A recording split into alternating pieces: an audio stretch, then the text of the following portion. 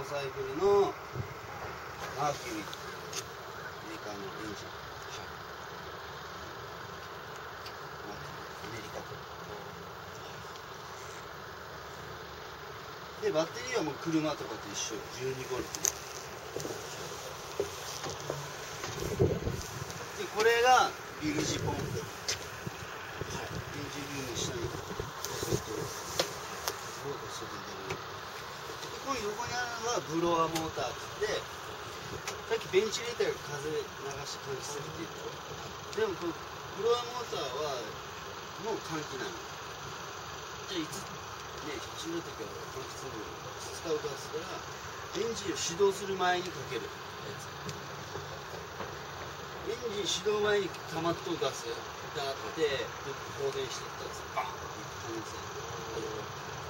でエンジンかける前に 1,2 分こういうの起動させて換気する。